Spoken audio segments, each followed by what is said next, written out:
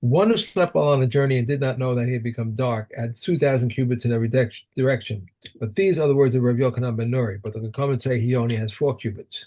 Rav Eliezer says, and he is in their midst. Rabbi Yehuda says he may go in any direction he wishes, yet Rabbi Yehuda agrees that once he chooses for himself, he cannot retract. If there were two, some of the cubits of one overlapping the cubits of the other, they may bring their food and eat in the middle, provided that one does not carry from his into his friends. Okay. If there were three and the middle one's area was overlapped by the other two, he is permitted with them, and they are permitted with him, but the outer two are forbidden with each other. Reb Shimon says, to what is this comparable? To three courtyards which open into one another and which open into the public domain. If the two made an error with the middle one, it is permitted to them, and they're permitted to it, but the two outer ones are forbidden to one to another. One who was traveling as darkness approached, and he knew of a tree or a fence, and said, my dwelling place is beneath it, has said nothing. However, he said, my Sabbath dwelling place is at its trunk, he may walk his present location to the trunk 2,000 cubits, and from the trunk to his house 2,000 cubits. Thus he may go 4,000 cubits after dark. Okay. Okay. So following on from Mishnah Zayin, we have the guy who's trying to get home and is struggling, and he doesn't know such a place like a tree or a fence or something that he could Right. declare his Shabbos under. Eino makir, or she'eino baki b'halacha. If he doesn't know such a place, or he just doesn't know the halacha, and all he can think of is well, what's he going to do? He's going to have Shabbos in this place out in the middle, and the Amar Shvisa si bimkomi, and he says, okay, fine, Shabbos is going to be where I am right now in my place. Okay, so zachalo makoma alpaim amal chol ruach. So he didn't actually need to say anything even, but what he could have, what you might have thought is that, okay, because he made this strange declaration, he might have messed things up. Answer is he didn't mess anything up. He's fine. Um, okay, but so he's got his 2,000 amas in every direction. Agulos divrei Rabbi Chanina ben Antigonus. So Rabbi Chanina ben Antigonus says that that's 2,000 it's a radius. You've got a circle. The Chachamim omrim merubaos. No, he gets a square. He gets to declare so that he gets ketavla merubas kadei sheyeh niskar b'zavios. So he gets the advantage of having the corners as well. Right. Now, just a funny thought that I had is like, how is the guy going to know where these corners are? He's going to plant it out and he's going to have this measuring tape on him and he knows Right. like, and he knows that the corners are square and yeah, it's like it's a uh, I know. okay. I'm not sure exactly how he's going to determine, exactly what angle the square is lying at. Mhm. But at any rate, this is the halacha that you get a square. You get to draw a square around the place where you Right. are, and presumably you can just make it whatever angle you like. Um, is anything?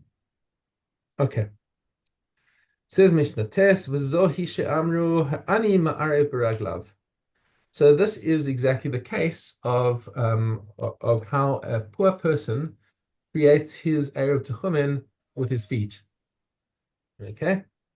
So by being physically present in the place where you want to be, where you want to make your shvisa, that's how you create an erev techumen for an ani who doesn't have the food to put down and leave it there. Okay.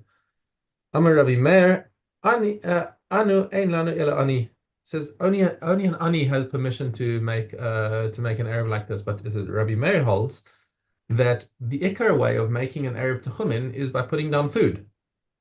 Mhm. So, okay, so for an ani, we'll allow you to come and stand in the place, but for a regular person, that's not the right way to do it, and he wouldn't allow you to make an eruv by just standing in that position.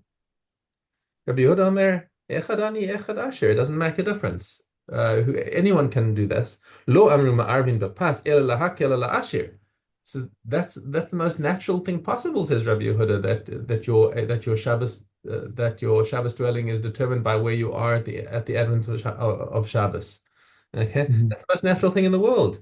But we don't want to make it so difficult for a person to make an erev techumen by saying, "Oh no, you've got to actually be there." Yeah, let him put some food there on Friday, and give him lots of time to get home and do what he needs to, so that he can do this benoach.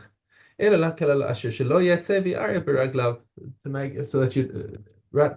And the halacha is like Rabbi Yehuda, that anyone can make an erev techumin with their feet if they want to, but the easiest thing to do is to do it with food, so that you can do it all day of Friday and then go home and be somewhere else when Shabbos comes in. Okay.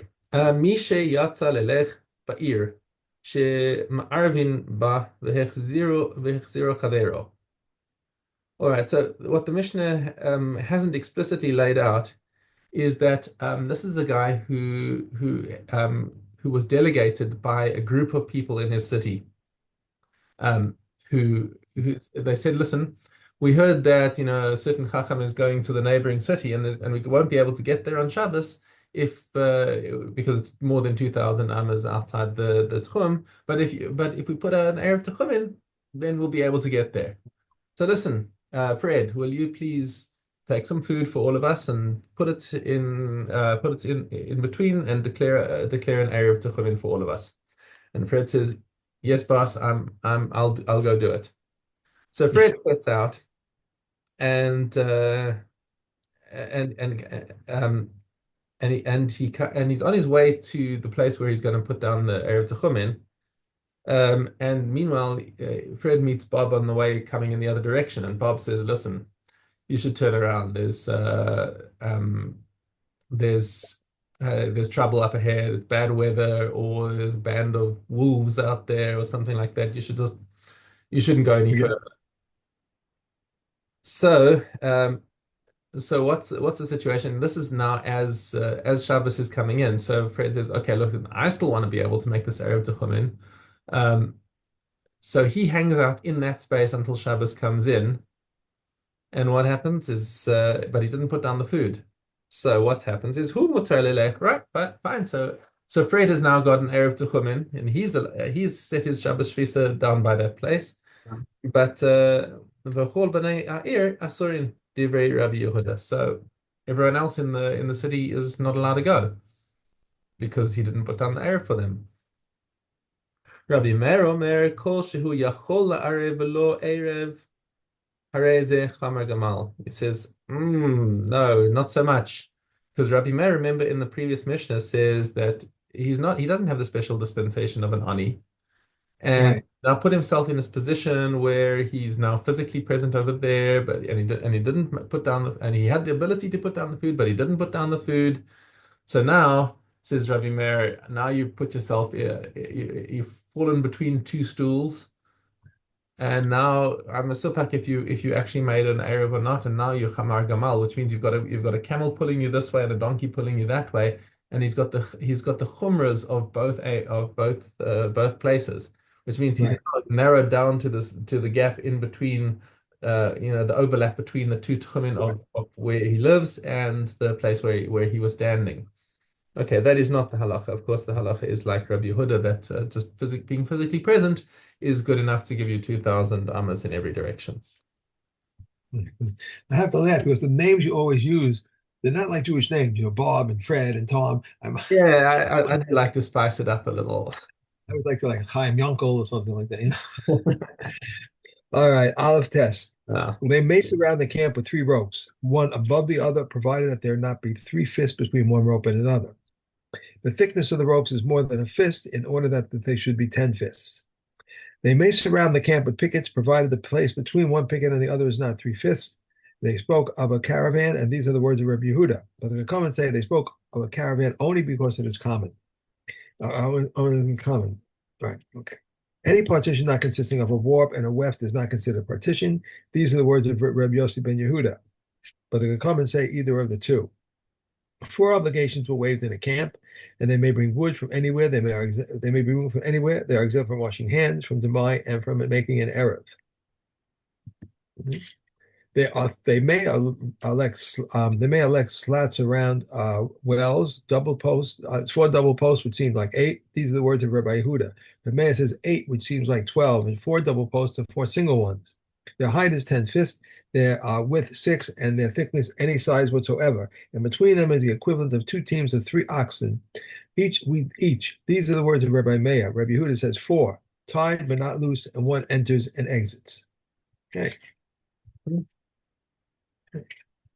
And we are on to Shabbos. Yep. Okay. Test Zion. One who takes out a peddler's basket, though it contains many sorts, is liable for but one sin offering. Garden seeds, less than equivalent of a dried fig. Rabbi Yehuda ben Sarah says 5.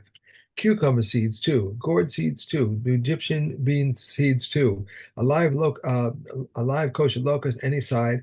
A dead one, a size of a dead fig, dried fig. The bird of a vineyard, when they're alive or dead, any size, for they store it in for medicinal purposes. Rabbi Yehuda says also one who takes out a live non-kosher locust is liable for any size except they store it for a child to play with. No. One who stored a seed to be used for sowing or as a sample or for medicine or for took it out on the Sabbath is liable for any amount. Other people, however, are not liable except for its prescribed amount. If he changed his mind and brought it in, he is not liable except for its prescribed amount.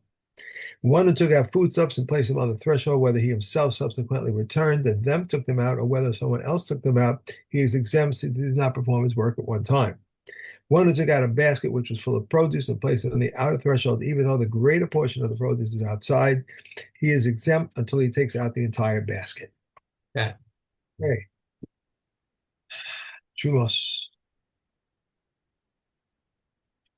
Okay. Yud Aleph Zion. So too, if a jar of truma oil was upset, he is not enjoined to sit down and scoop it up, but deals with it as he would with chulin. Once one pours from one jar to another and allows 3 drops to drip, he may put in chulin. If he inclined it and drained it, it is a truma.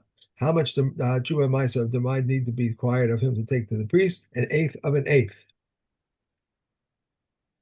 Vetches of truma may be fed to cattle, undomestic animals, and fowls. If a non-priest hired a cow from a priest, he may feed it with vetches of truma. But if a priest hired a cow from a non-priest, though he is responsible for its food, he may not feed it with truma vetches. A non-priest who received an appraised cow from a priest may not feed it with truma vetches, but a priest who received an appraised cow from a non-priest may feed it with vetches of truma. Okay, Okay. And tomorrow we finish and move on to Masros. Maestros.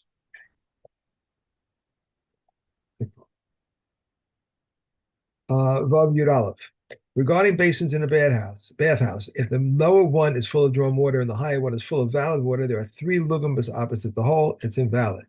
How much needs to be in the hole? That it should equal 3 lugum, 1/320th of a pool. These are the words of Rabbi Yossi. But Rabbi Elazar says, even if the lower one is full of valid water and the upper one is full of drawn water, and there are 3 lugum next to the hole, it is valid. For all they said was the 3 lugum fell in. Some substances complete a mikveh and do not disqualify it. Some disqualify a mikveh when it does. I'm sorry. Some disqualify a mikveh and do not complete it.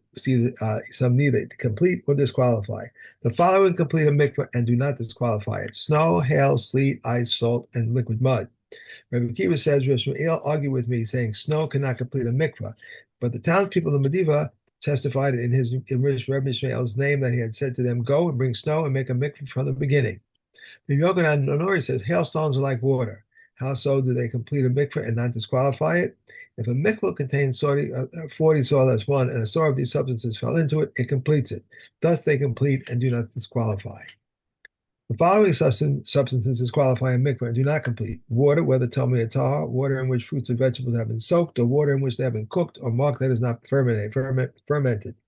How do they disqualify a mikveh and not complete it? If a mikveh contains 40 soil less 1 quartov, and a quartov of these substances falls into it, it does not complete it, and they disqualify it with 3 lugum. But other defined liquids, fruit juice, fish juice, fish sauce, and mark that are fermented, sometimes complete a mikveh and sometimes do not complete it. How so? If a mikveh contains 40 soil less 1, and a soil of these substances fell into it, it does not complete it. If it contained 40 saw and he put a saw of these substances and then he removed the saw, it remains valid. Okay. Okay.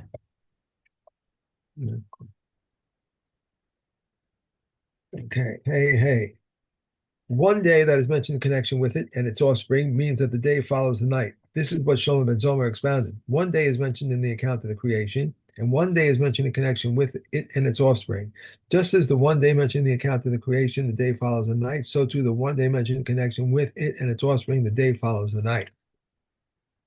The commandment of covering the blood applies both in the land and outside the land. When the temple exists and when the temple does not exist to unconsecrated animals, but not the consecrated ones. It applies to beast and fowl, whether they are at one's disposal or not, and applies to a koi because it is a doubtful case. But we may not slaughter it on Yom Tov, and if one slaughtered it, we may not cover its blood.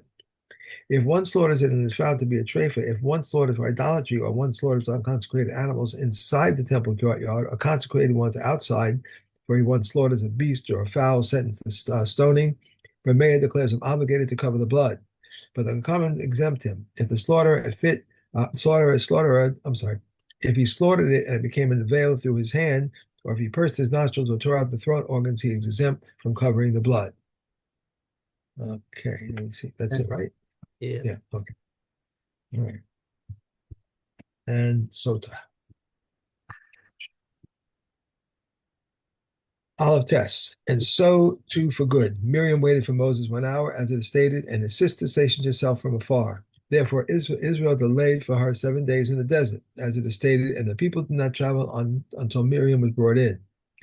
Joseph was privileged to bury his father, and none of his brothers were greater than he, as it is stated. So Joseph went up to bury his father, and he brought with him both chariots and horsemen. When he treated he was, who was treated with as much honor as Joseph, that none of them Moshe attended him. Moshe was privileged to attend to the bones of Joseph, and there was none in Israel greater than him, as it is stated. And Moses took the bones of Joseph with him, who was treated with great honor than Moshe, but none but the Almighty attended to him, as it is stated. And he buried him in the valley. And not of Moses alone did they say so, but all the righteous, as it is stated. And your righteousness shall go before you, and the glory of Shem shall gather you in. He brought her minka offering in an Egyptian basket and put it in her hands as to tire her. All minka offerings start and finish in service vessels, but this one starts in an Egyptian basket and finishes in service vessels. All minka offerings require oil and frankincense, but this one requires neither oil nor frankincense. And all minka offerings are of wheat flour, but this one is of barley flour. And the making offering of the omer through a barley flour is of sifted flour, but this one is unsifted flour. Rabbi Gamliel says, just as her deeds were like those of animals, so too were offering from the food of animals. He brought a new earthenware cup and put a half a log of water from the kiyah into it. Rabbi Yehuda says a quarter of a log, just as he minimizes the amount of writings required, so too he minimizes the amount of water required.